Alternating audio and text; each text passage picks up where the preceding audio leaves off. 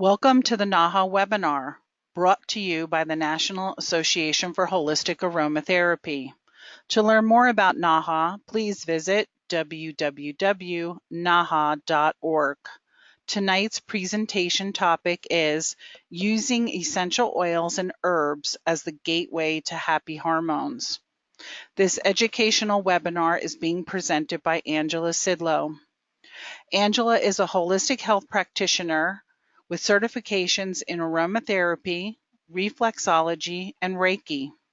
She works with individual clients and groups to help those who struggle with weight loss and hormonal imbalance. Angela is a professional member of NAHA and the NAHA Regional Director for Oregon.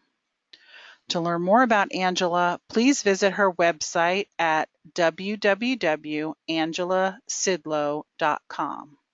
And I'd like to take a moment and welcome Angela for being here tonight and talking on this topic that I know so many women will be appreciative to hear on. Thank you, Kelly. I'm so excited to be here with all of you tonight. And we could all use a little TLC when it comes to our hormones. Every decision you make, every emotion you have, and yes, every cupcake you reach for is directed by your body's hormone levels. This webinar will explore all the roles that herbs, essential oils, and even foods play in our body's ability to balance hormones. I'll help you address hormone disruptions such as PMS, hot flashes, cramping, bloating, and headaches, and lead you to some herbal and aromatic solutions.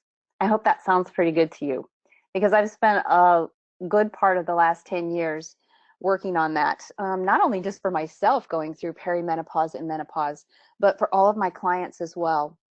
I also have the wonderful opportunity to work in a cancer center a couple of days a week doing integrative therapies with aromatherapy and reflexology, and I'm telling you, it has been really amazing. I hope that I can teach about that again in the future.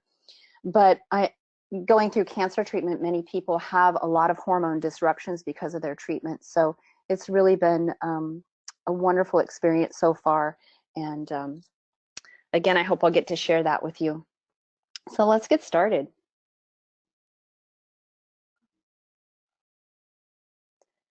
I'll start with a little bit of a disclaimer here, because we're educating both the layperson and aromatherapist. So some of you here might be experienced aromatherapists, and some of you might be just really interested in aromatherapy. And we're just going to talk about hormone balance in women's health. So my company is a Saddle Mountain Healing Arts, and so this is not to be construed as medical advice, but to obtain recommendations appropriate to a particular condition, please consult a qualified healthcare provider. So we're just going to have fun and give you some good facts and keep it going. So we're going to identify some key hormones in women's health and how they affect your body. We're going to discuss some hormone disruptors, some that you might even be surprised about, and explore symptoms that you may be experiencing as a result of imbalanced hormones. We'll kind of break that down a little bit for some specific hormones.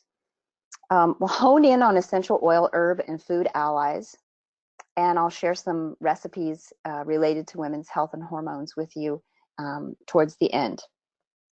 Fun stuff. Safety first, though.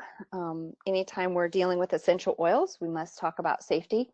The aromatherapy safety guidelines, as listed on the NAHA website, should be followed when working with essential oils, and I've put the link up here for you.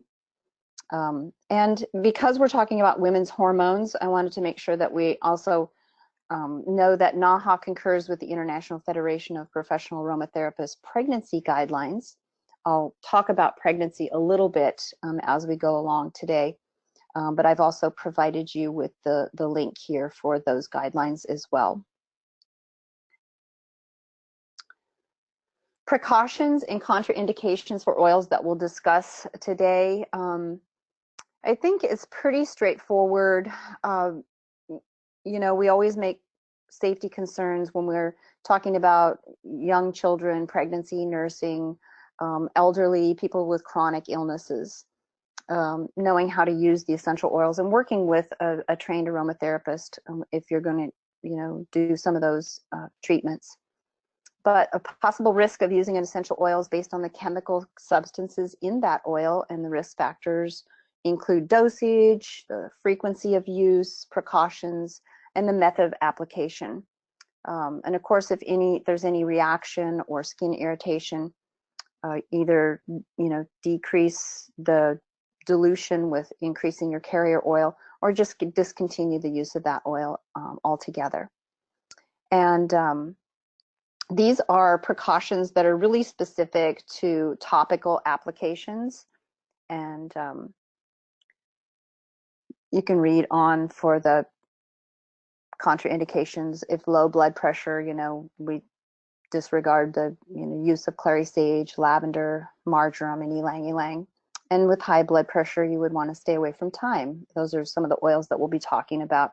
And these are all, relative to the oils that I'll be discussing tonight.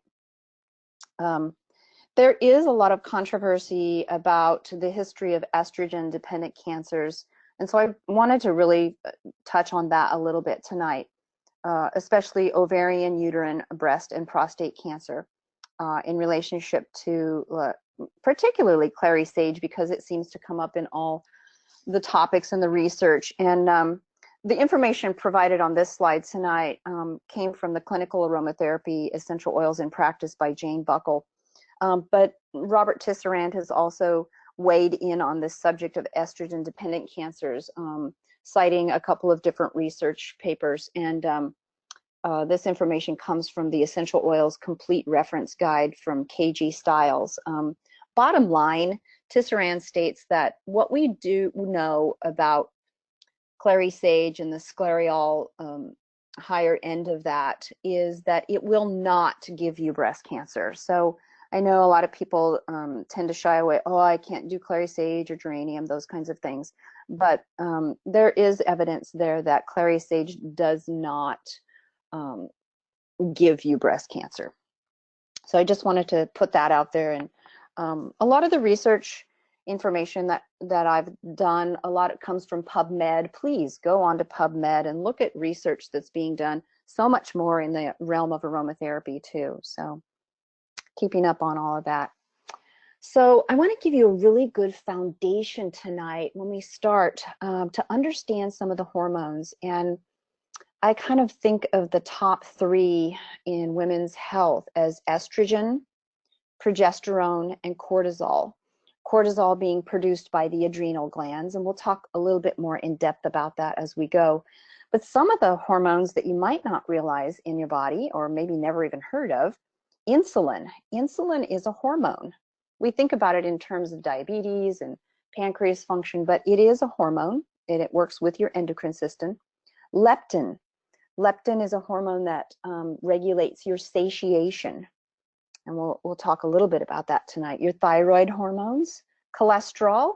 Yes, cholesterol is a hormone.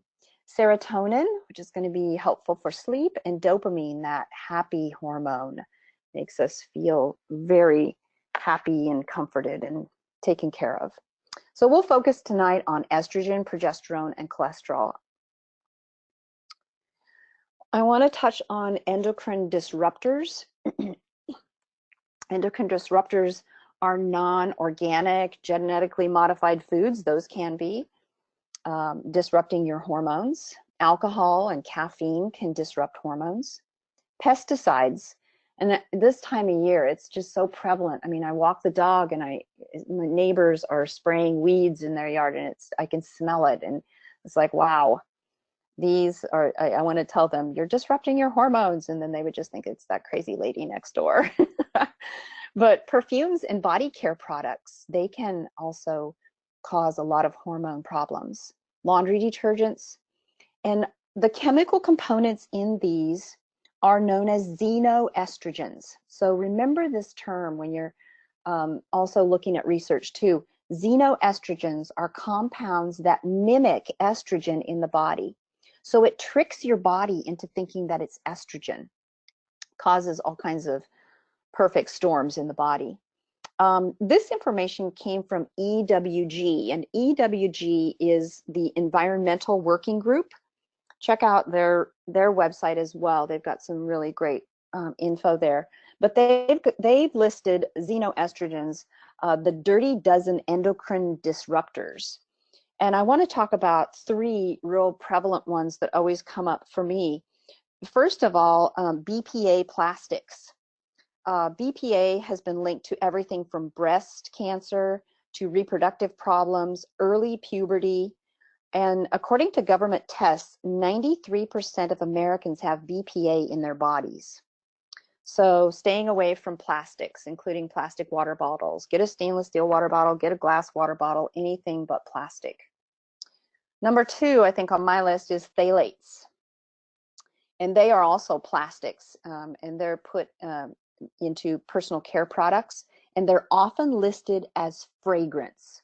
So anything that's got something listed as fragrance on their ingredients, I like to avoid that.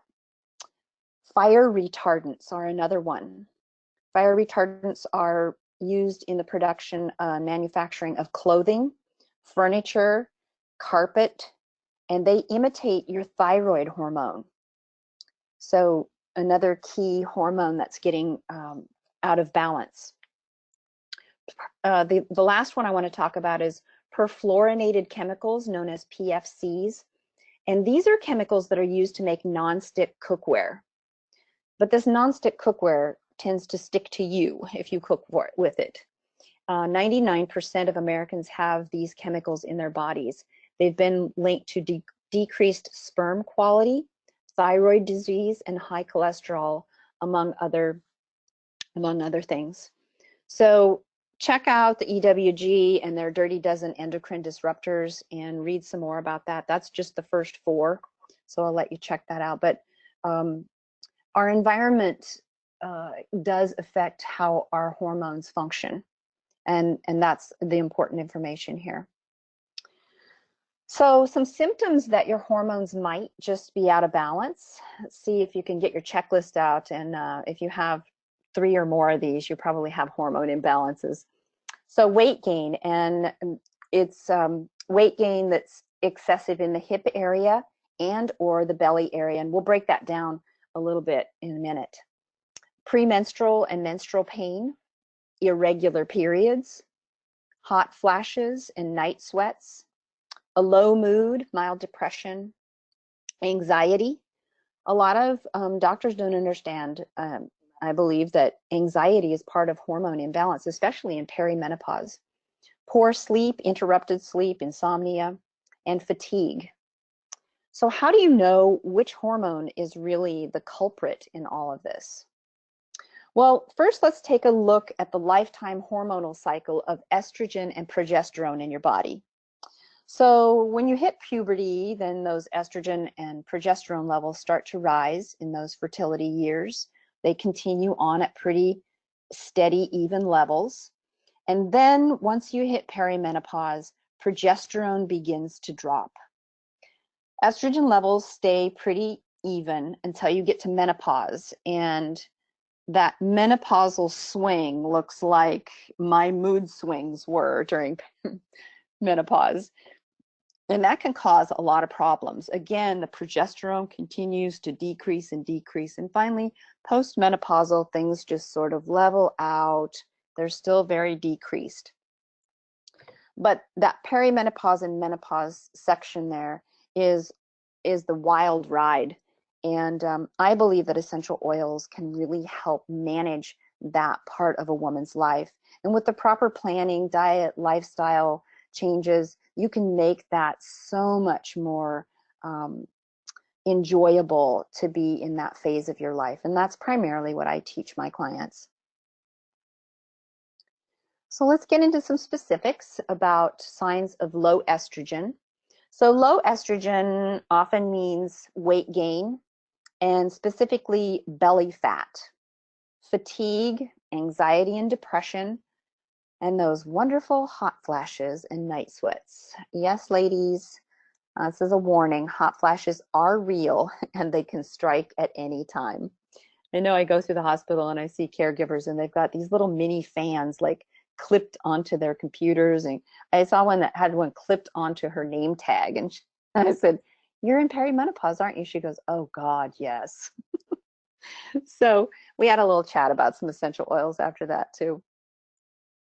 So the anatomy of a hot flash is, I think it's important to know what's going on inside of our bodies.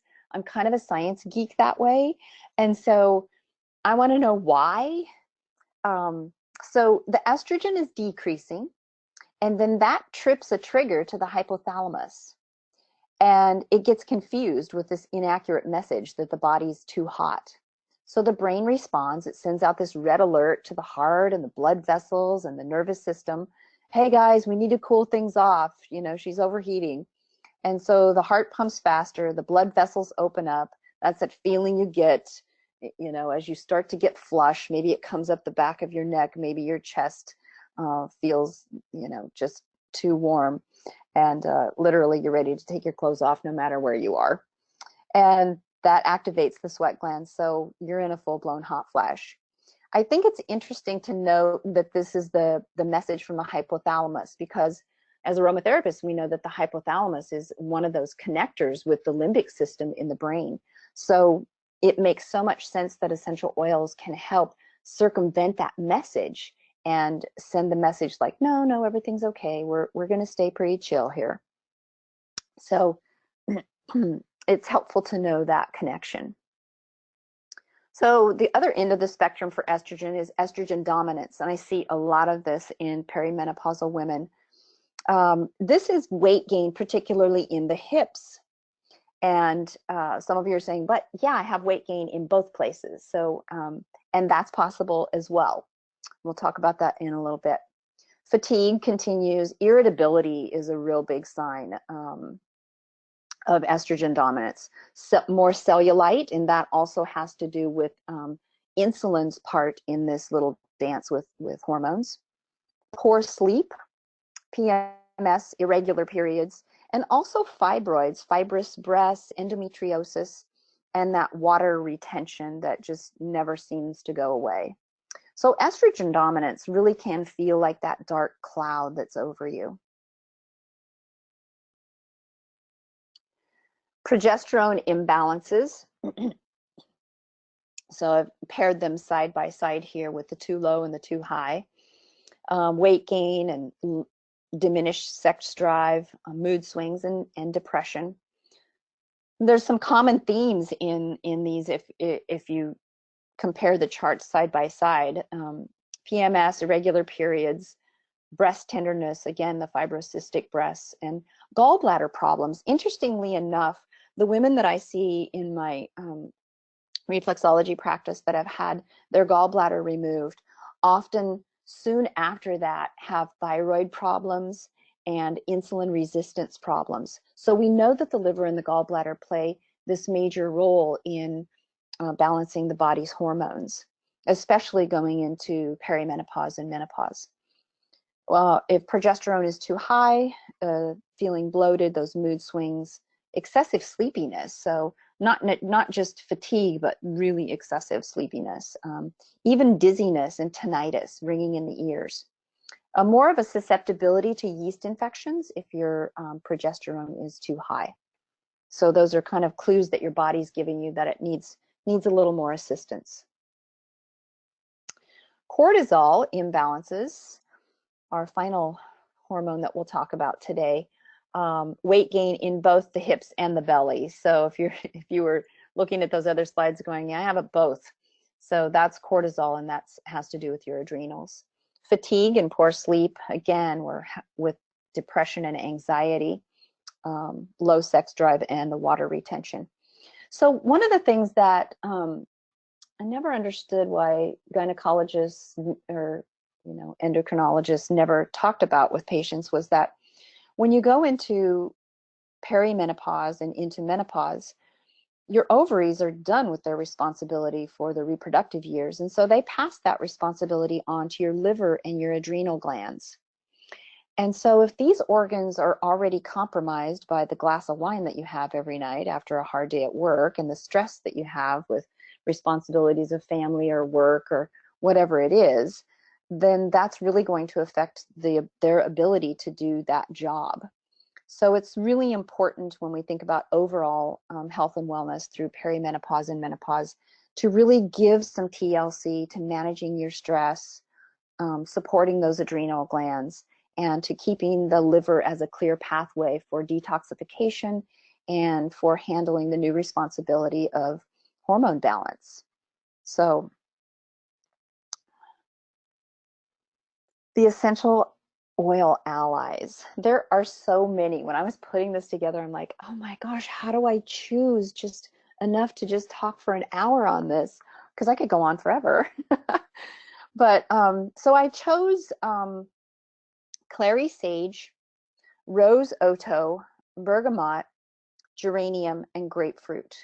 I'll reference a few other ones, but I feel like we can get a lot of bang for our buck with these 5 oils. So I'll choose to discuss those for tonight. Clary sage. Clary sage contains elements of sweet, green, and wood. It's a middle note with sweet herbaceous, leafy, woody green undertones. The high sclareol variety of clary sage produces a fresh, delicate top note, which elevates it into a rich, sweet, herbaceous note.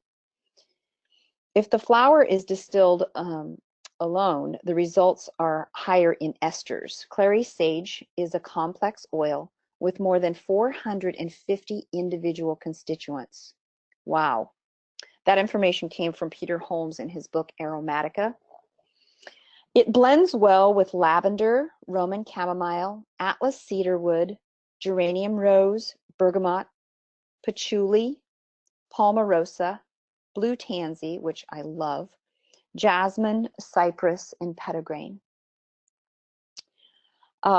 Physically, clary sage has a unique ability to calm and relax tension while also stimulating and restoring tissues and organs. And this came from the Healing Oil Collective with Tiffany Carroll. Generally, the fragrance profile allows for the movements and changes that are needed given the current condition. For example, when needed, clary sage can effectively relax the uterus, resolving painful menstrual cycles. But when conditions are different, in the case of a stalled labor, the very same remedy can facilitate uterine contractions. It has long been used as a woman's remedy and has a history of treating everything from cramps to scant or absent periods. Additionally, it is helpful aid in transitions within the hormonal spectrum over a woman's life. Used for treating perimenopausal and menopausal symptoms such as night sweats, fatigue, poor concentration and memory, vaginal dryness, and low libido. It can also aid in many transitions that happen over the course of the monthly cycle in a menstruating woman. Clary sage acts as a restorative and an antidepressive and is deeply soothing to the nervous system. The precautions with clary sage would be that the oil should be used with caution during pregnancy in general. It is not contraindicated but deserves awareness in regards to exposure just due to the uterus nature that we're talking about, the uterus. And because it's untested hormonal actions, it should only be used with caution regarding those estrogen-dependent conditions, which we discussed before, cysts, endometriosis, and cancer. And that's reflected in Peter Holmes' work in Aromatica. On a personal note, I never really did care for the smell of clary sage and didn't use it much before I went into perimenopause. And then all of a sudden, it became my best friend. So I think it's important when we're dealing with hormones and just learning to listen to our bodies, that listen to that innate wisdom of your body, that it's going to tell you what it needs and when it needs it. And it just seems that clary sage covers all the bases, and it's one of those oils that's very adaptive to the situation at the time. It's like it can read your body. So I just find that really fascinating. the research that's come out in relationship to clary sage, in 2014, a study was published in the Journal of Phytotherapy Research and found that the inhalation of clary sage essential oil had the ability to reduce cortisol levels by 36% and improved thyroid hormone levels, specifically the TSH levels. In 2012, there was a research study done in Taiwan regarding menstrual pain, and essential oils of lavender, clary sage, and marjoram were blended together in a unscented cream at a 3% dilution. And all the patients used the cream as a daily massage on their lower abdomen from the end of their last menstruation, continuing through the beginning of the next menstruation. And the results of the report were a 79% reduction in menstrual pain. And that was published on PubMed. From the European Journal of Integrative Medicine in 2011, a study was conducted with self-aromatherapy massage of the abdomen with clary sage for a reduction of menstrual pain and anxiety. And this was with a group of nurses. And they had similar results with that as well. So it's great for menopausal symptoms and antispasmodic, and good for calming. Rose Otto, it's got that sweet, floral, fresh, exotic, and sensual smell. And rose oil is an aphrodisiac. It's considered a base note and has a long history of being used in the perfume industry. It blends well with helichrysum, clary sage, geranium, lavender, neroli, and ylang ylang. I was recently visiting a friend in Portland, and she took me in one of her favorite floral shops, and they had just brought in some roses. And when I was growing up, they always grew roses for the beauty and had started getting away from the aroma. But now it seems that they're breeding roses again for their perfume, their value in the aromas. And my goodness, I did not want to leave that shop. It smelled so delightful in there. So that was a real treat, and happy to see that the aroma is coming back into the flower industry as far as roses are concerned. Rose Otto provides smooth transitions in life, such as puberty, childbearing, and menopause related to women's health. It harmonizes and balances the heart. It provides emotional calming and stability. It's a key oil in balancing the genitourinary system. Rose oil has the ability to regulate female hormones related to the menstrual cycle. It eases mood swings associated with your monthly cycle, pregnancy, and postpartum depression. I've also used this oil a lot in the hospital with hospice care and for family members who are dealing with end-of-life decisions for their loved ones, and have seen really wonderful results in it. So it is very balancing and related to those transitional times in our life. Research study published in the Journal of Integrative Medicine in 2018 examines the effects of the inhalation of rose oil during labor and delivery. Both anxiety and pain are two problems often encountered during this time. This was a randomized clinical trial involving 110 women. The researchers found that aromatherapy inhalation with rose essential oil effectively reduced both anxiety and pain in the first stage of labor. It was not only effective, but it's also a safe method to use at this critical time. So I thought that was really neat. In the hospital that I work in, we've done a kit of 4 different inhalers that women can use in each stage of their labor, and they really love that. They look forward to getting those kits when they're getting ready to have their baby. Bergamot, fresh, light, sweet, fruity, and citrus with a little bit of spice and floral overtones. Of course, it's a top note, it's a citrus. And as with all citruses, we caution that it is photosensitive, so it's one of the precautions with it.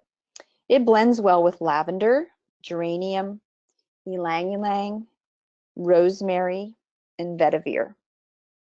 The regulating properties of bergamot act to promote balance and hormones in the whole body functions. It's an effective antidepressant and anti-anxiety remedy, offering comfort and support. This is due to bergamot's ability to affect the HPA axis. The HPA axis is the hypothalamic pituitary adrenal axis. These really important points in the endocrine system. And it does this by reducing the corticosterone response to stress. And corticosterone is a hormone that is secreted by the adrenal cortex, by your adrenal glands. So I think it's really, really important in hormone balancing that stress. As we age, as we get to that perimenopausal point in life, we become more stress sensitive, more carb sensitive. And so that works with insulin, it works with the adrenal glands, and it can really tip the scales in the wrong direction real quickly. So I think bergamot has proven itself in that area to be an ally for us. This essential oil has long been used to build confidence and enhance your mood. It also reduces pain from headaches and muscle tension, as well as stimulate hormonal and digestive juices. Bergamot is also an antispasmodic, so when we think of menstrual cramping and those types of things, this is one of the good oils to be able to go to. Research in a 2015 study tested the effectiveness of bergamot oil on 41 women for anxiety, cortisol levels, and parasympathetic nervous system activity. The women were given 15 minutes of water vapor inhalations with bergamot oil.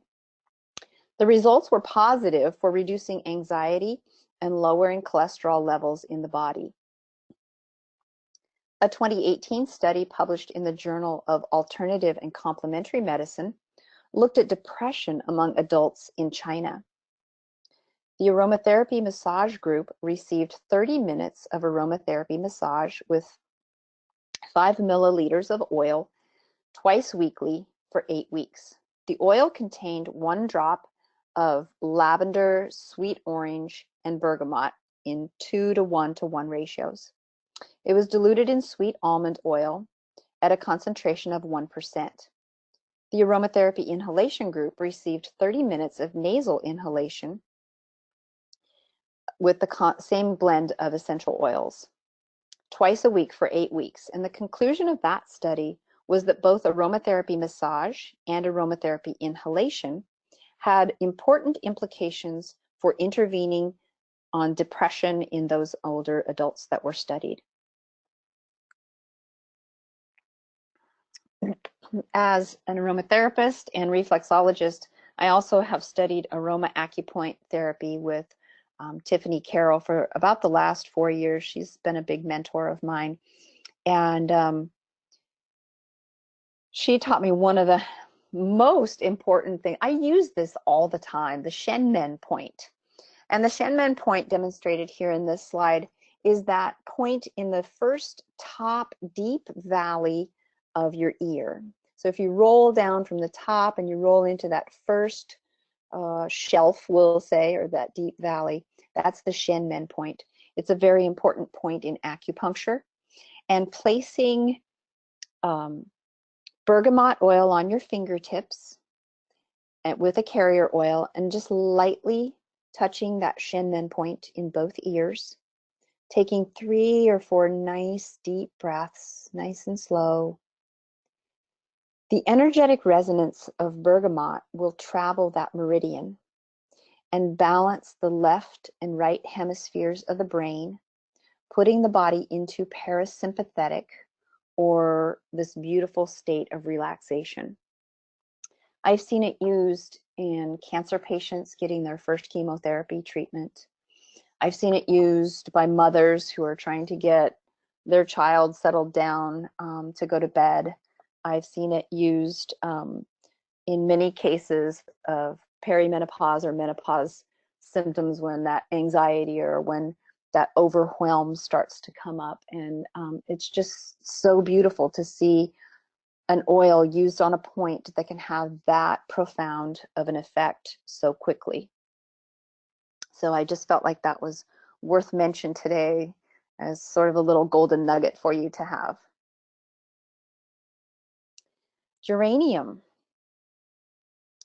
It's a heady, sweet, fresh, floral, and almost sensuous odor. It is a middle note. It blends well with palmarosa for hormone regulation.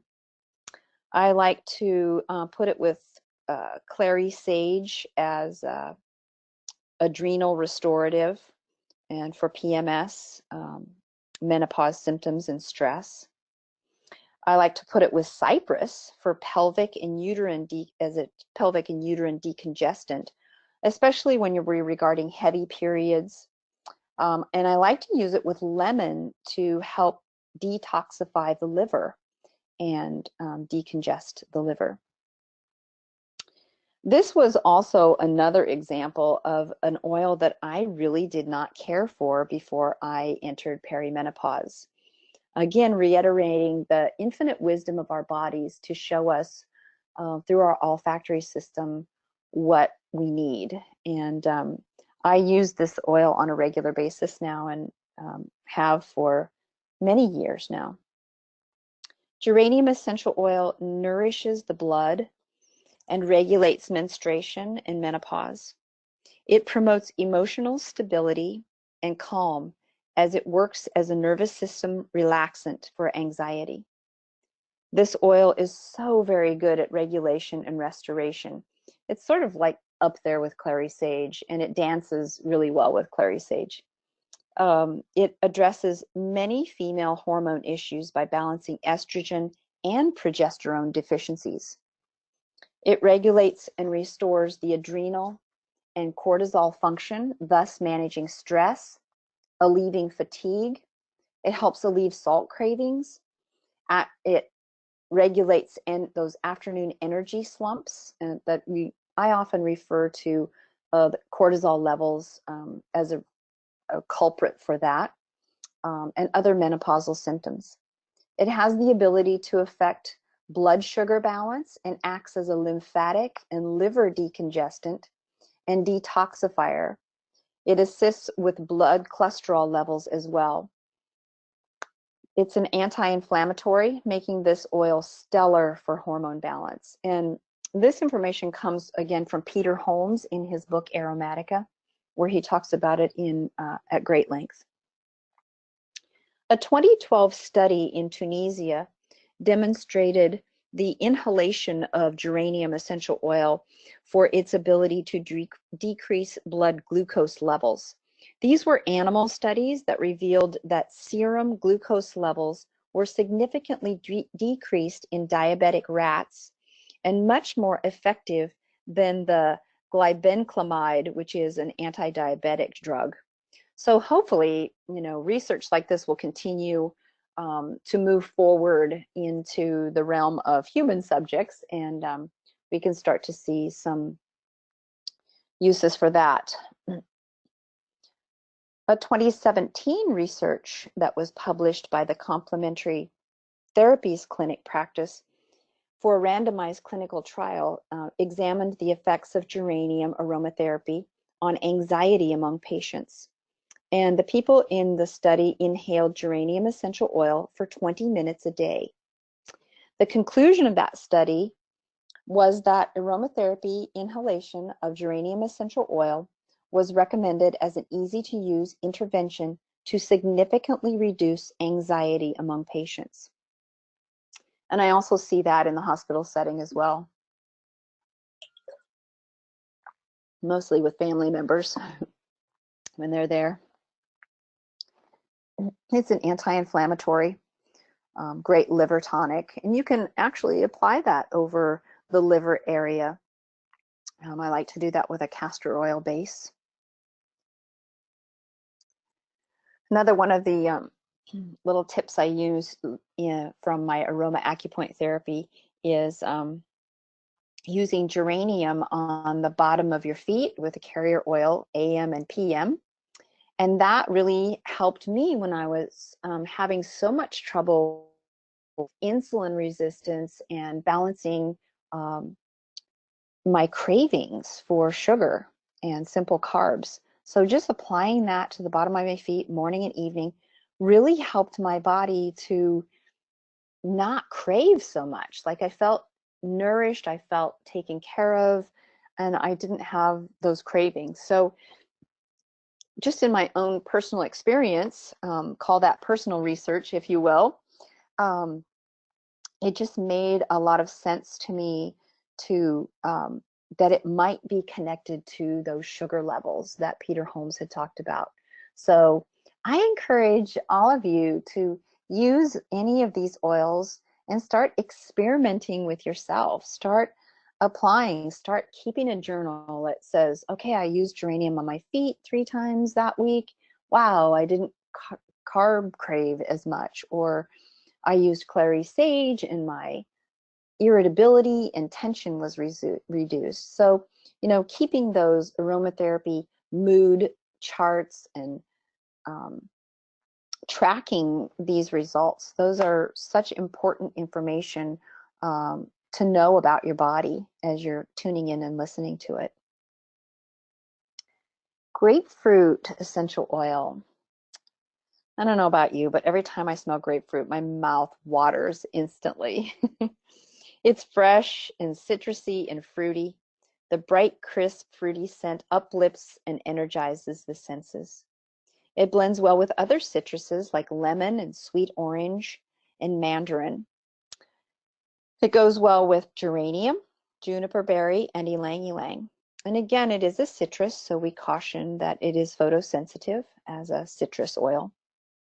Grapefruit oil is very uplifting and raises self-esteem and overall good feelings. It stimulates liver and gallbladder function and moves stagnation out of the body by stimulating lymph gland activity. Grapefruit oil is the key ingredient in many appetite suppressants.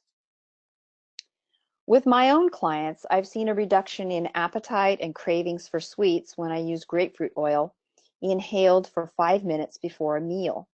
It acts as an appetite suppressant by activating the hormone leptin. Leptin and ghrelin are 2 hormones that sort of teeter-totter with each other. Leptin is your satiation hormone, and ghrelin is your hunger hormone. So they play this teeter-totter game all day long. But if hormones are out of balance, sometimes leptin likes to stay out of the picture and you're never feeling satiated, really. So leptin's primary job is to, when it's acting properly, is to help you feel satiated. And it's also, grapefruit oil has also been used to reduce cellulite as a topical application. KG Stiles, in her book, The Essential Oils Complete Reference Guide, she talks a lot about using grapefruit to balance leptin. And my experience with Magdalena of hormonesbalance.com, we talked about it a lot in that, working with women with hormone imbalances in that program. 2015, there was a study that was published that looked at obesity, particularly insulin resistance, which is a hormone imbalance, the characteristics and inflammation markers, those inflammatory markers, in a group of laboratory rats. And the leptin and adiponectin ratios are related to insulin resistance. They were given helichrysum and grapefruit essential oils to inhale throughout the day. And over a 6-week period, both oils helped this group of rats to reduce their weight gain and their hyperinsulinemia and improved their inflammatory markers in these insulin-resistant rats. So insulin resistance is obviously a pancreas problem, but it's also one of the root causes of PCOS. And PCOS in hormone balance world is polycystic ovarian syndrome. And I see quite a number of younger women in my practice that have PCOS, and working on those insulin levels using different protocols, but especially using grapefruit oil has really been a boon for them, and they've seen some decreases in their symptoms. So hopefully, again, that research starts coming more in the forefront in human trials as well. So some other noteworthy oils that I like to mention, frankincense, because it can aid in thyroid function and reduce that inflammation. Sweet marjoram, which is an adaptogen, has adaptogenic properties and helps manage stress and restore the nervous system. It's an antispasmodic. The palmarosa as a uterine tonic and supporting the autonomic nervous system, and helps normalize functions in the body. Thyme, there was some research proceedings from the Society of Experimental Biology and Medicine, and they discovered that thyme essential oil had progesterone balancing effects. So this oil would be a great addition to a premenstrual balancing blend, I believe. Lavender, of course, should be mentioned because it can alleviate some of the depression and emotional symptoms of PMS.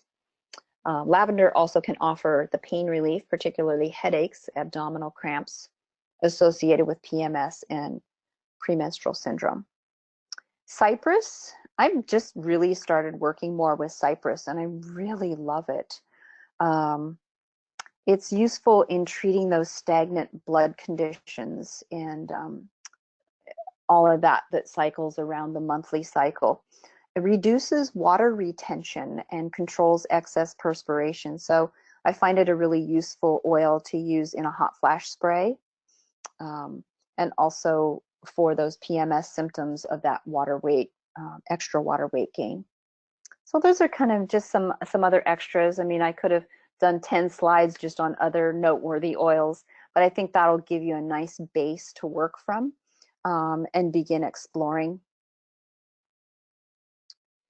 And we'll cover some of the food and herb allies that are often talked about by herbalists. And red clover comes to mind because it's so high in phytoestrogens, known as isoflavones. And so those help reduce the intensity of hot flashes. And I really like to have red clover as an herbal tea. And I get a lot of my herbal teas at Mountain Rose Herbs. They're just a great company in Eugene, Oregon. And they really care about the product and the farmer and the end user. And they're a great bunch of people. So mountainroseherbs.com. When we're talking about sleep, I like to mention valerian and passion flower, California poppy, lavender. Many of these are used as tinctures, and you can put those tinctures in your tea at night before you go to bed. That really helps. Passion flower is high in chrysin, and that's a natural occurring flavonoid. It's also found in chamomile, and it may help lower estradiol, which is one of the estrogens in our body. It's a great plant ally for perimenopausal sleep disturbances because it helps lower that estradiol and has a calming, mild sedative effect. A couple of other ones that I think about are dong quai, which is known as female ginseng. This fragrant herb is used to treat painful periods, absent periods, PMS, symptoms of peri and menopause, and hot flashes. And it's also good for increasing your libido. Chaste tree is the other one, also known as Vitex. It works to increase progesterone levels, so that the estrogen levels aren't so dominant. And it can help reduce issues such as painful cystic fibroid breasts and bloating, depression, headaches, and even constipation. So even our digestion gets a little wonky when we're going through perimenopause and menopause, and that can affect, you know, how often you're having a bowel movement or what that bowel movement looks like. Referring back to red clover, there was research from Aarhus University Hospital shows that a daily intake of red clover can reduce menopausal hot flashes, particularly when they're combined with a probiotic. So again, there's that link to digestion, which I think is so important to think about in overall health. As far as food allies, I wanted to talk a little bit about seed rotation. Maybe some of you have heard about seed rotation, but it helps to regulate the menstrual cycle and balance estrogen and progesterone. And I know it's amazing, like, how can food do that? But it's also good for menopausal women just to work out the balance between the body's systems. You know, it gives the liver the help that it needs and the adrenals the help that it needs as it's getting past this baton from the ovaries saying, hey, I'm ready to pass the baton to you. It's time for you to do your part of the relay. And it just helps with that. So for seed rotation, you would do this from day 1 to day 14 of your cycle, or if you're menopausal or perimenopausal, you might want to do it on the moon cycle. So you start on the new moon, and then you would do 1 tablespoon of ground flax seed and 1 tablespoon of pumpkin seed. And I like to use the sprouted pumpkin seeds. It's a company called Go Raw. You'll find them in health food stores, pumpkin seeds. And that boosts your estrogen. So you take a tablespoon of each of those once a day for 14 days. And then the next 14 days, you take 1 tablespoon each of sesame seeds and sunflower seeds. And again, for the sunflower seeds, I like the sprouted sunflower seeds from Go Raw.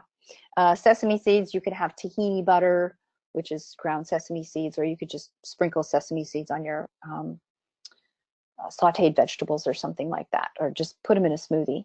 That boosts your progesterone levels. So every 2 weeks, you're boosting one hormone, and then you're boosting the other, estrogen and progesterone.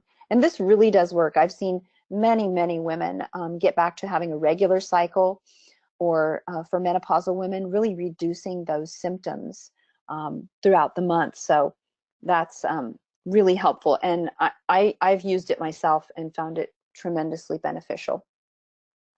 So I hope that helps you too. It gives you something else to explore. And I've included the web link for hormonesbalance.com. Magdalena has some fantastic information on there, and a whole library of articles about hormone balance. And I spent a year working with her and her support team, answering questions for women and learning the programs about how herbs and food can be used to help balance your hormones. So check that out too. All right, let's get to some fun recipes. An overall PMS roll-on. This has been a standard standby for so many of my clients. I like to have a combination of sweet almond oil and evening primrose oil in this blend with bergamot and clary sage, lavender, thyme, and peppermint. This also does some double duty. You can use it on your abdomen for cramping and PMS and bloating, but you can also use it on your temples and your wrists to relieve headaches, irritability, and mood swings associated with your monthly cycle or perimenopause symptoms. Hot flash relief spritzer. I keep this bad boy on my nightstand, and I have one in my purse, and I have one in my glove box in my car. Can you tell I have some hot flashes from time to time?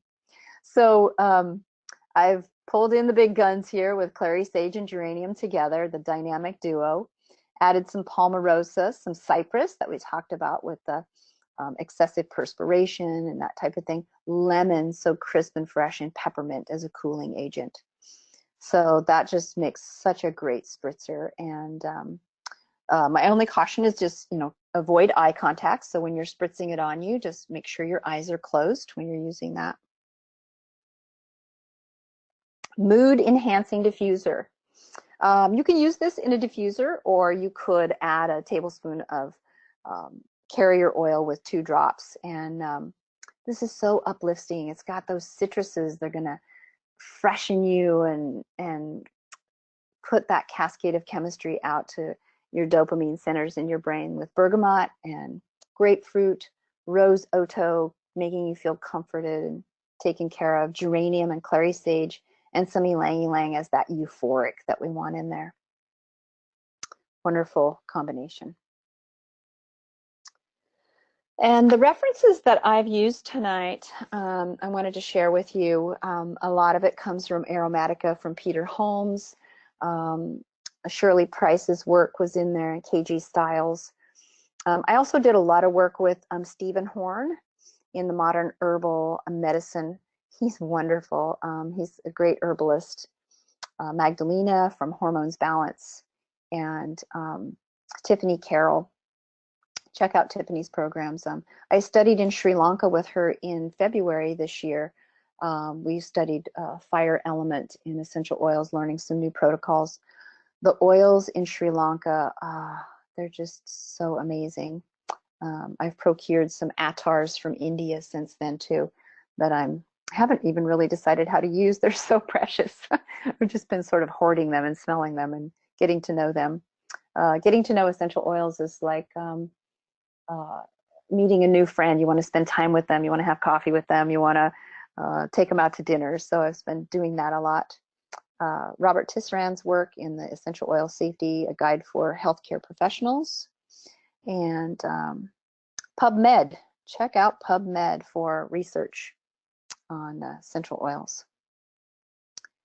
So here's my contact information. I was so happy to share with you guys tonight. Thank you all for being here and being with me. So I work one-on-one with clients, in person, online.